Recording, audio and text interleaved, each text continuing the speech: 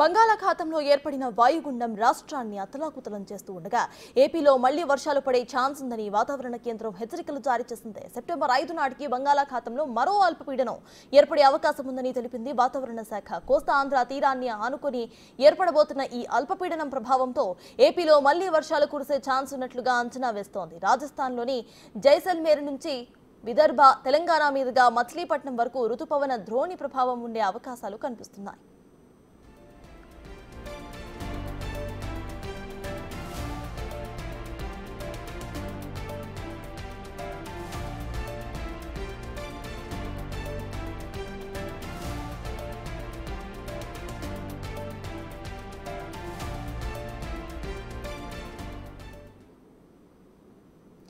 ఏపీని వానగండం వీడలేదు. 24 గంటల్లో వర్షాలు కురిసే అవకాశం ఉందని విశాఖ తుఫాన్ హెచ్చరికల కేంద్రం మళ్లీ హెచ్చరికలు జారీ చేసింది.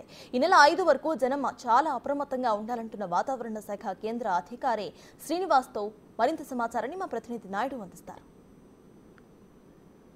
వాయుగుండం తీరం దాటినప్పటికీ పూర్తిగా అయితే వర్షాలు ఇంకా పడుతూనే ఉన్నాయి. మరో 2 రోజుల పాటు ఇదే పరిస్థితి ఉంటుందని ఇప్పటికే విశాఖ వాతావరణ శాఖ అధికారులు కూడా చెప్తున్నారు. ప్రస్తుతం మనతో విశాఖ వాతావరణ శాఖ అధికారి శ్రీనివాస్ గారు ఉన్నారు. సార్ చెప్పండి, ఏ విధంగా చూడొచ్చు ఈ వాయుగుండం ఇంకా వాయుగుండంగానే కొనసాగుతుంది అంటున్నారు. ఎప్పటి వరకు ఉంటుంది ఈ ప్రభావం? ఇప్పుడున్న ఇంతవరకు మనం చూసినట్టు వాయుగుండం ప్రస్తుతం ఇంకా అది వాయుగుండం అనేది కంటిన్యూ అవుతుంది.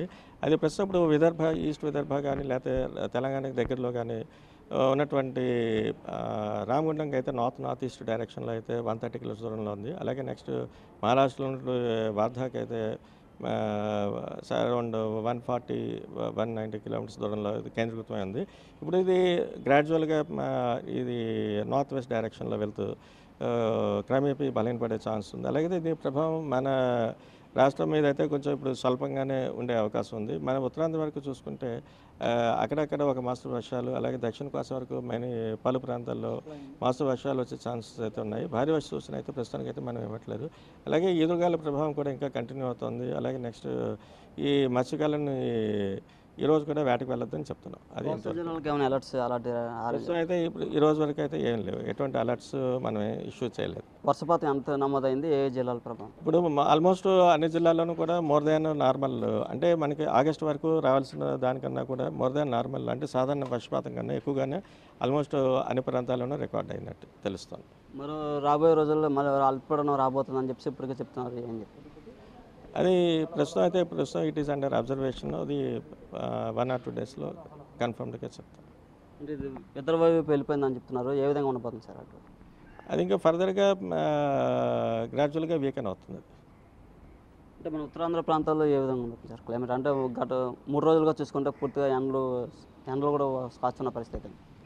అయితే దాని ప్రభావం చాలా తక్కువగా ఉంటుంది. అంచేత వర్షాలు కూడా కొంచెం తగ్గుముఖం పడతాయి. కొంచెం టెంపరేచర్స్ మళ్ళీ మామూలుగా నార్మల్ కండిషన్స్ మళ్ళీ కంటిన్యూ వస్తాయి, నార్మల్ స్థితికి వస్తుంది మళ్ళీ. ఇది విశాఖ వాతావరణ శాఖ అధికారులు అయితే చెప్తున్నారు. పూర్తిగా అయితే మళ్ళీ నార్మల్ టెంపరేచర్కి వస్తాయని. అయితే రానున్న 3 రోజుల పాటు పూర్తిగా ఈ వర్ష ప్రభావం తగ్గుతుంది. అలాగే ఇప్పుడున్న అల్పపీడనం ఇంకా వాయుగుండంగానే ఉందని, దాని ప్రభావం వల్ల రాయలసీమ అటువైపు అక్కడక్కడ మోస్తరు వర్షాలు పడతాయని విశాఖ వాతావరణ శాఖ అధికారులు అయితే చెప్తారు. కెమెరా పర్సన్ మురళీతో నాయుడు, బిగ్ టీవీ విశాఖ నుంచి.